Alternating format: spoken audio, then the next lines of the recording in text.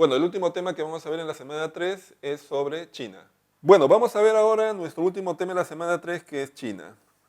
Estamos hablando, por supuesto, de la China de la época antigua, ¿no? Veamos en este caso dónde se ubicó geográficamente. Tenemos ahí algo que conocemos que es justamente la península de Indostán. Avanzamos un poco más en el continente asiático y llegamos hasta lo que viene a ser pues justamente la zona del extremo oriente, ¿no?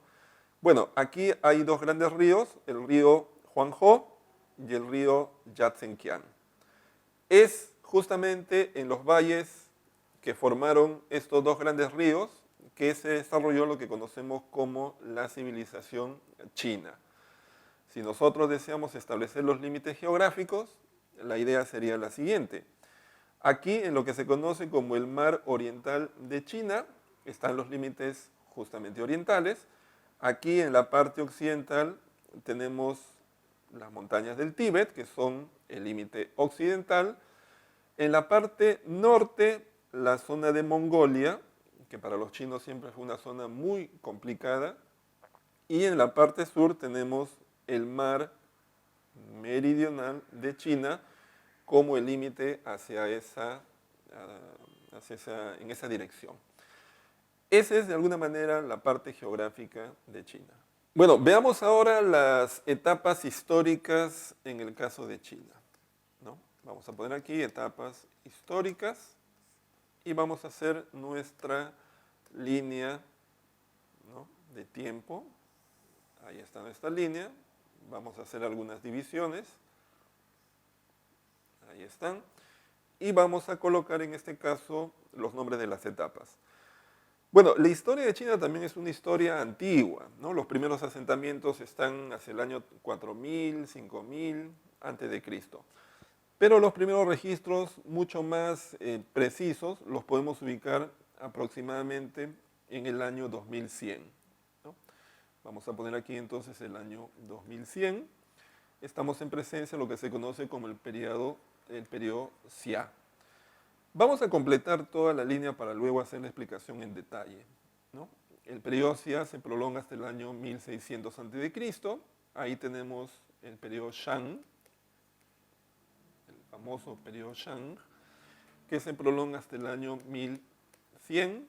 Ahí empieza el periodo Shou, ¿no?, que se prolonga hasta el año 221, ¿no? Y luego tenemos el periodo Qing, ¿no?, que se prolonga hasta el año, en este caso, 206. Hay un periodo más, lo vamos a dibujar aquí abajito, pequeñito. Vamos a hacer nuestra división así. Vamos a colocar acá. ¿Ya? Este último periodo, vamos a colocar así para que no nos vayamos a perder. Aquí tenemos el 206 que hemos dibujado antes. Este es el periodo Han, ¿no? Este periodo Han culmina el año 220 después de Cristo, ¿no? Pero empieza antes de Cristo. Entonces, si queremos ser un poco gráficos, el nacimiento de Cristo estaría por acá. Aunque recuerden ustedes que el nacimiento de Cristo no es significativo para la cultura china.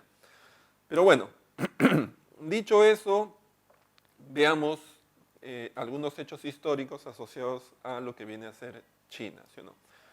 Bueno, la etapa Xia del 2100 al año 1600 es una etapa que básicamente se conoce a través, pues, de las leyendas, ¿no? Especialmente de un personaje llamado Yu el Grande, que es quien va a realizar la construcción de una gran cantidad de canales, ¿no? Esos canales de irrigación de alguna manera van a sentar las bases económicas y posteriormente sociales de China.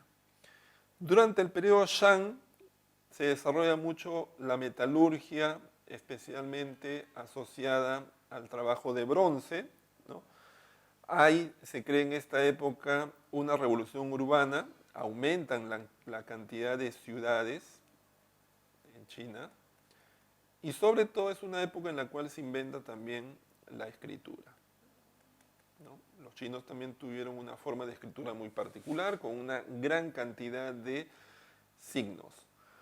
La época Zhou es una época en la cual hay una gran cantidad de reinos en la China, son reinos de carácter feudal, así que gobiernan pequeñas áreas, están permanentemente en conflicto, son sociedades en las cuales hay una especie de nobleza feudal que domina una gran cantidad de personas que laboran fundamentalmente en el campo, y es una época en la cual surgen los llamados sistemas morales.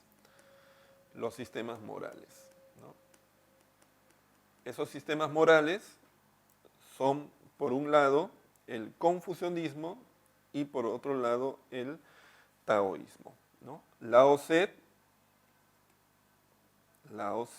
es en este caso, ¿no?, el creador del taoísmo, y Confucio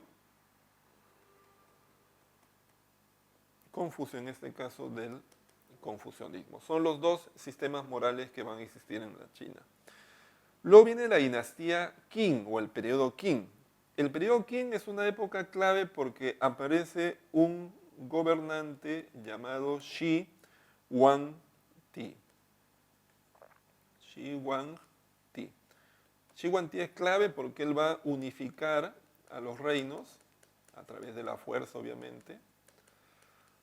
Va a establecer un sistema de administración de carácter imperial basado fundamentalmente en la burocracia. La burocracia está formada por una gran cantidad de personas que sigan administrar el territorio, que han sido reclutadas mediante exámenes y que además están formados en una cultura vinculada al confucianismo, ¿no? Esto es una cultura, pues, en la cual se practican determinados valores, se fomenta la práctica de determinados valores. De esta época también data la construcción de la muralla, bueno, el inicio de la construcción de la muralla china, especialmente para proteger China de las posibles invasiones de los mongoles, ¿no?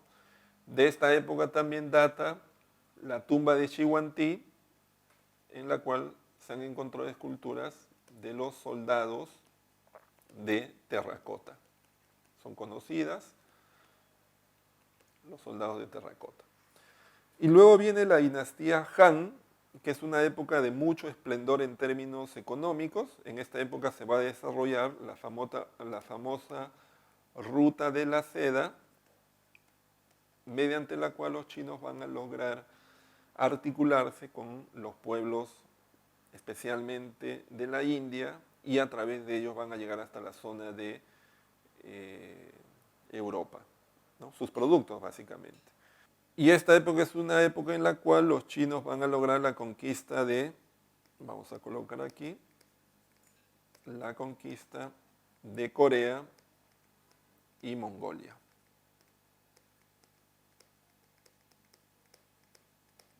¿No?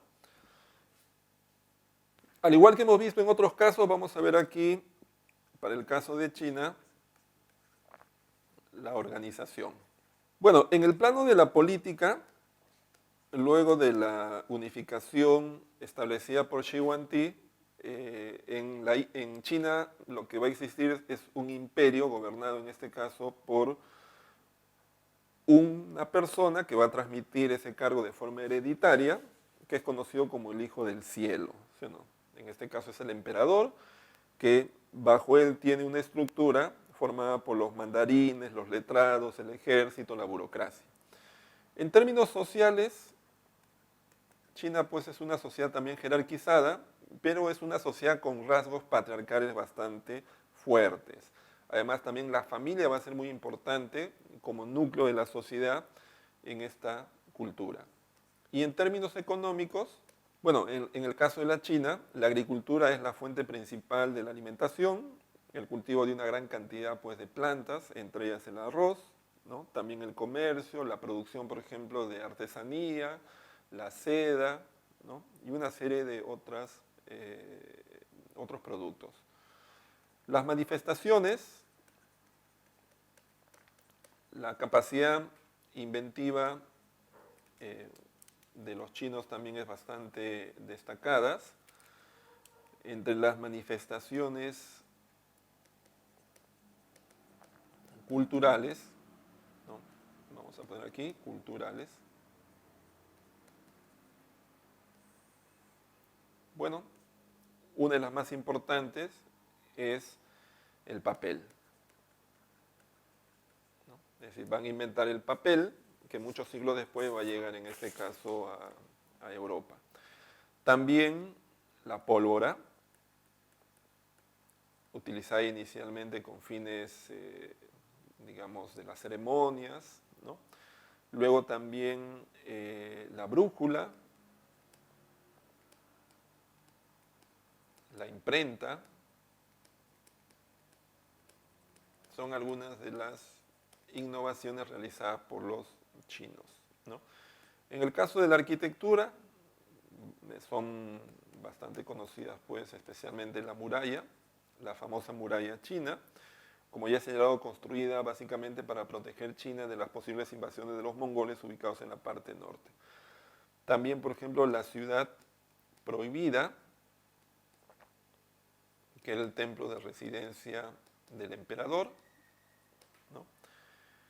También en este caso tenemos pues las famosas edificaciones como las tumbas, ¿no? Como la tumba en la cual se encontró por los soldados de terracota de Xiguantí. Bueno, y el taoísmo y el confucianismo son justamente los dos más importantes sistemas morales que la China ha creado, que plantean una serie de prácticas asociadas a la perfección, a la sabiduría, y que de alguna manera incluso hasta el día de hoy tienen muchos seguidores, tanto en China como en otros lugares del mundo, ¿no? Esas son algunas de las manifestaciones culturales más importantes de la China.